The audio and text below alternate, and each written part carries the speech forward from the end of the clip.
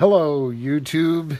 This is it, the long-awaited final episode of Dr. Jet building the Dona FRP outrigger.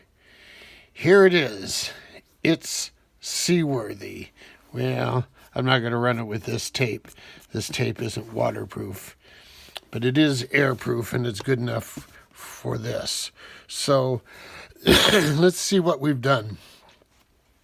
Got our turn fin mounted. The turn fin bracket, when I made it, I milled these slots so I can adjust the angle this way. Everything's square here.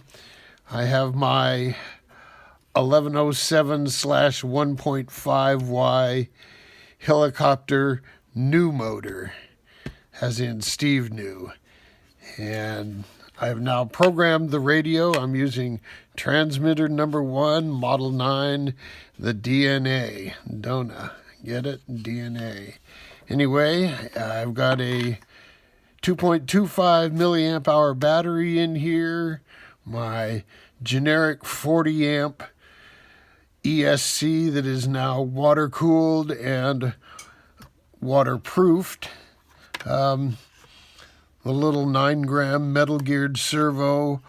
All the little set screws have been replaced with stainless steel, including here in the drive dog and everywhere throughout in the hardware. I ran out of real estate real quick when I was hooking everything up, but I wanted the plumbing on this side. Servo linkage had to be on this side.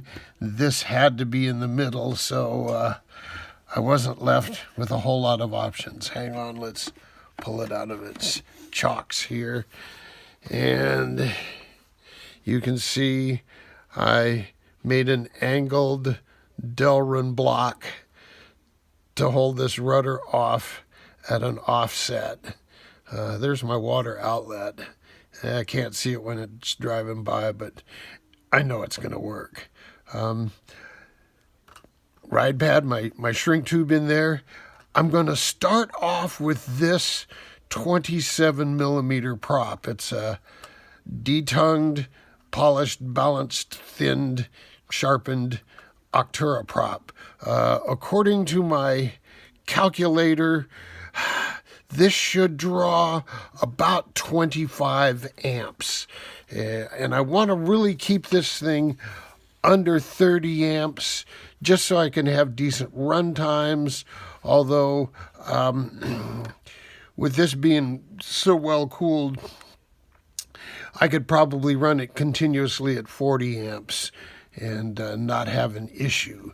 A 632 prop without any mods on it will draw about 56 amps. So that's kind of on the big end. So I'm going to be looking at props in the 27 to 32 millimeter range, and probably smaller and with more pitch would be better for my application. Okay, let's put it back in the chocks here. See, when it's square, that works. So there it is. Any questions? There's a comment section down below. I'm going to try to run this thing next Monday. Let's see, this is Saturday, so in a couple of days, I'm going to try to run it. Overall, let's give some overall impressions on this thing, since this is the last we're going to be talking about it. I saw a video that Big B from Ironclad RC did. He built one of these things, and it was his first experience with outriggers, and he did a great job. Oh God, he was entertaining as hell. I suggest you go look at his channel and give him a shout out. But he struggled, and he really struggled with this ride surface here. I think that was his big problem, and when he solved that, then his angles here weren't very good. And so the problem is right here in the boat itself. You know, what can I say? It's a poor Chinese copy of a decent design. But the Chinese, when they copied it, had no clue what and why things were there. They just looked at the picture and made a plug out of, palm tree hearts or balsa wood or whatever. And this is the result.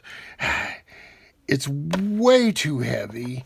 Granted, I'm using a 90-gram motor where the competitive guys are using 60-gram motors. But even so, as it is right here, I'm looking at 775, maybe 780 grams. This thing is a pig. It's a pig. It'll run just fine. But it's not going to be stellar, oh wow kind of stuff. It'll wow the unknowing. But to the guys that race these things on a regular basis, they'll look at it and they'll go, kind of slow. Anyway, no, it'll be a great boat. It'll be fun to drive. I'm looking forward to it. I talked to the guy from the factory, a guy named George. I sent a few emails back and forth. He looked at Big B's build, and I talked to him about this, and I explained the problems that I found in his manufacturing. And I was going to make a deal with him saying, here, look, I'll give you some pointers on how you can modify your kits. You can send them with complete hardware packages and such. And I never heard back from him. So I don't feel bad in being brutally honest. This thing, in the long run, I would not recommend this kit for anybody. Unless you do what I did. I went through and I rebuilt this and I rebuilt that, put a lot of time and work into it, and it'll never be competitive. It'll be a great fun runner. But, if somebody shows up with something really good, it'll smoke this in an instant. No, this is high-end high-end hobby grade, but way, way, way bottom feeder competition grade. This is lower than like lobsters and flounders. It's below carp.